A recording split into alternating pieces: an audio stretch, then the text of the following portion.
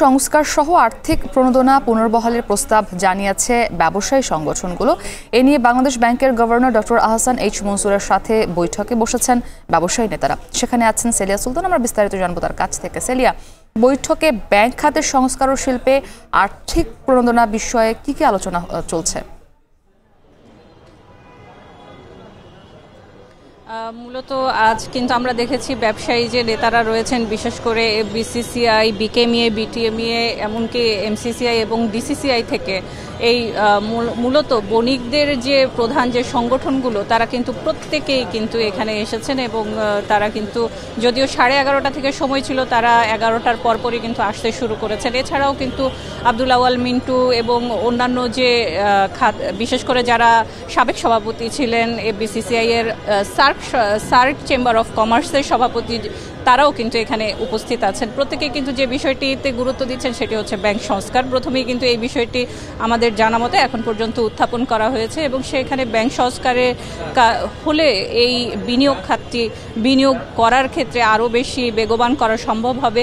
সেখানে বেশ কিছু বিষয় তারা বলছেন যে সমস্যাগুলো সেটি হচ্ছে এলসি করার ক্ষেত্রে, ব্যাক টু ব্যাক এলসি করার ক্ষেত্রে তারা বেশ কিছু সমস্যায় পড়ছেন, সেটিকে নিরসন করার তারা প্রস্তাব জানিয়েছেন। ব্যাংকগুলোকে যেন নির্দেশনা দেওয়া হয় ব্যাক টু ব্যাক এলসি করার ক্ষেত্রে যেন কোনো ধরনের সমস্যায় পড়তে না হয়, যেহেতু একটি আমদানি রপ্তানি বা বিভিন্ন বিষয়গুলো আসলে এলসির সাথে জড়িত, সেক্ষেত্রে এটিকে তারা বিশেষ করে গুরুত্ব দিচ্ছেন। এছাড়া যে বিষয়টিতে গুরুত্ব দিচ্ছেন, আপনি যেটি বললেন যে প্রণোদনা পুনর্বহালের ক্ষেত্রে, আমরা কিন্তু দেখেছি জুন মাসের 30 তারিখে এটি মূলত বলা হয়ে থাকে যে আইএমএফ যে পরামর্শগুলো দিয়েছিল সে পরামর্শের আঙ্গিকেই কিন্তু বাংলাদেশ ব্যাংক থেকে একটি নির্দেশনা জারি করা হয়েছিল এবং সেখানে বলা হয়েছিল যে 43টি খাত যেখান থেকে প্রণোদনা সরিয়ে নেওয়া হবে।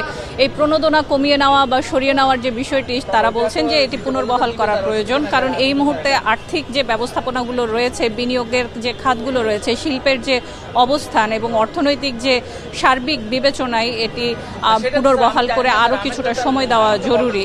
তবে এটি আসলে সময় দেওয়া হবে কিনা, যেহেতু সামনে আইএমএফ এর আরও একটি মিটিং রয়েছে এবং পরবর্তী যে কিস্তির বিষয়টি সেটি একটি নির্দেশনা সেটি পরিদর্শনের জন্য আসবেন, সেক্ষেত্রে এটি করা সম্ভব হবে কিনা এই সংস্কারের সময়। আমরা বলছি যে অন্তর্বর্তীকালীন সরকারের সময় নতুন গভর্নর সেই সংস্কারে দ্রুতই হাত দিবেন কিনা সেটি আসলে অনেকটা অপেক্ষার বিষয়, সেটি হয়তো আমরা ভবিষ্যতেই বলতে পারবো। তবে এই প্রস্তাবনাটি তারা রাখছেন। এছাড়া যে প্রস্তাবনাটি তারা এছাড়াও রাখছেন, যেখানে বলা হচ্ছে যে গত জুলাই মাসে বিভিন্ন কারণে, বিশেষ করে আন্দোলন থেকে অন্যান্য বিষয়গুলোর কারণে ব্যবসা প্রতিষ্ঠান, শিল্প প্রতিষ্ঠানগুলো খোলা সম্ভব হয়নি, সেক্ষেত্রে তাদের যে আয় সেটি কম হয়েছে। সেক্ষেত্রে যে শ্রমিকরা রয়েছেন তাদের যে বেতন সেটি দেওয়ার জন্য তারা বলছেন 1 বছর মেয়াদি একটি ঋণ যেন দেওয়া হয়, যেটি ব্যবসা প্রতিষ্ঠানের মালিকরা 1 বছরের মধ্যে পরিশোধ করবেন। আরও একটি প্রস্তাব তারা এখানে রাখছেন এই অবস্থার মধ্যে, সেটি হচ্ছে যখন আমরা ঋণ খেলাপি নিয়ে কথা বলছি সে সময় তারা কিন্তু প্রস্তাব করছেন যে ঋণ খেলাপি বিশেষ যেন ঘোষণা না করা হয় এবং ঋণ আদায়ের ক্ষেত্রে অন্তত 2 মাস যেন স্থগিত করা হয়, এই ঋণ পরিশোধের সময় যেন তাদেরকে দেয়া হয়। এই প্রস্তাবটিও কিন্তু তারা গভর্নরের কাছে করছেন। এই পর্যন্ত মূলত ছিল এই আলোচনা নিয়ে যে বিষয়গুলো আসলে এখন পর্যন্ত হয়েছে বাংলাদেশ ব্যাংকের গভর্নরের সাথে ব্যবসায়ী সমিতিগুলোর, ব্যবসায়ী সংগঠনগুলোর, তার সর্বশেষ। মতিঝিল থেকে যুক্ত ছিলেন সেলিয়া সুলতানা। দেখছেন এখন ঢাকা।